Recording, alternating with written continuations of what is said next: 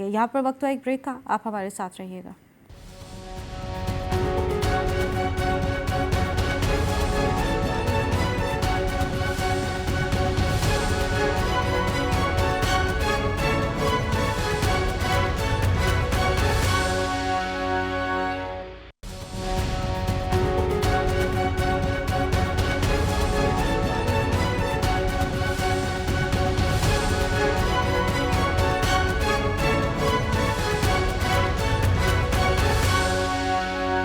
Programme میں ایک بار پھر سے آپ کو خوش آمدید کہتے ہیں. بحث چل رہی ہے پورے پاکستان میں بننے والے نئے صوبوں کے حوالے سے نقشے کے اوپر, ہونے چاہیے نہیں ہونے چاہیے, انتظامی معاملات کس طرح سے سیٹل ڈاؤن ہوں گے, اس حوالے سے ہم بات کر رہے تھے. ہمارے ساتھ آلریڈی موجود ہے خضر مزاری صاحب. سر بہت شکریہ ایک دفعہ پھر سے, اور ان کے ساتھ ساتھ ہمیں جوائن کیا ہے ثقلین ایمان صاحب نے, لندن سے سینئر تجزیہ کار صاحب. بہت شکریہ ہمیں جوائن کرنے کے لیے.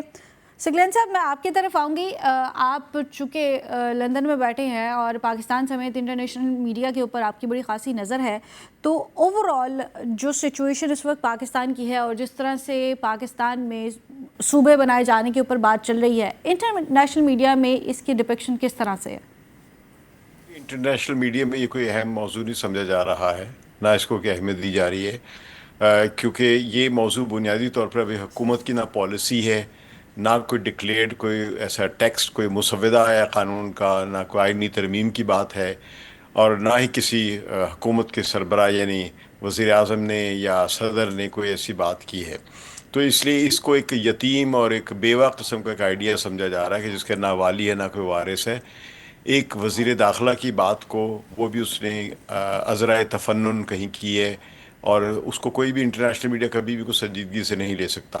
البتہ پاکستان میں اس موضوع پر گفتگو کئی عرصے سے ہوتی چلی آ رہی ہے. ہر بالکل. حکومت کے دور میں وقت آتا ہے, کبھی ہم نے اس کو پچھلی حکومتوں میں, آپ ہر حکومت میں دیکھ لیں, کبھی بے نظیر بھٹو کے زمانے میں ہوا, کبھی نواز شریف کے زمانے میں یہ آئیڈیا ہوا ہے, کبھی پھر زرداری صاحب جو صدر بنتے اس وقت آتا ہے, تو اس پھر یہ دوبارہ صدر بنتے ہیں, یا کبھی نواز شریف صاحب پرائم منسٹر بنے, شہباز شریف صاحب بنے. تو ہر دور میں کبھی نہ کبھی ایک ایسی بات ہوتی رہی ہے کہ پاکستان کے کئی صوبے بنا دیے جائیں.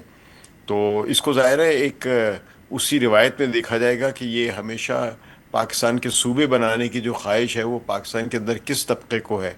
تو یہ ہسٹوریکلی دیکھا جائے تو سول اینڈ ملٹری بیوروکریسی جو ہے, یہ اس کی خواہش ہے کہ ایڈمنسٹریٹو کنٹرول زیادہ سے زیادہ رکھا جائے, اور جو عوامی نمائندے ہیں ان کو کنٹرول کم کیا جائے. چاہے آپ صوبے بنانے کی خواہش جو ہے وفاق کو مضبوط بنانے کے نام پہ کریں, یا عوام کی نمائندگی بڑھانے کے نام پہ کریں, یا عوام کے مسائل حل کرنے کے نام پہ کریں.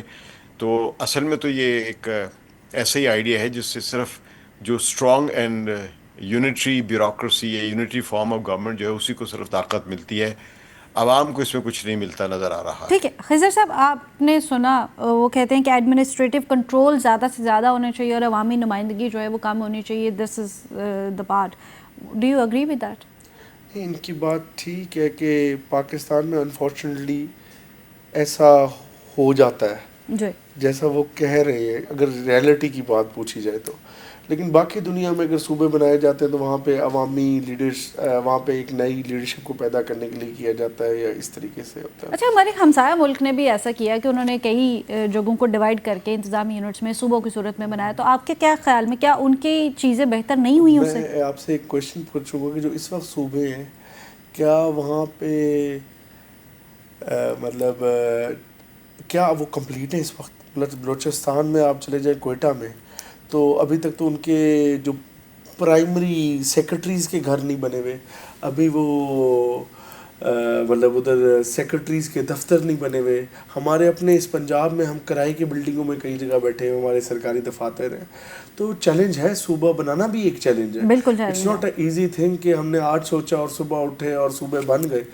یا انتظامی یونٹ, صوبوں کی بات نہیں, انہوں نے انتظامی یونٹ کی بات کی. جو بھی انتظامی یونٹ وہ بنانا, جس اس کا کیا ڈھانچہ بنتا ہے, وہ ڈسٹرکٹ گورنمنٹ کی صورت میں بنتا ہے, وہ تحصیل گورنمنٹ کی صورت میں بنتا ہے, وہ جس طرح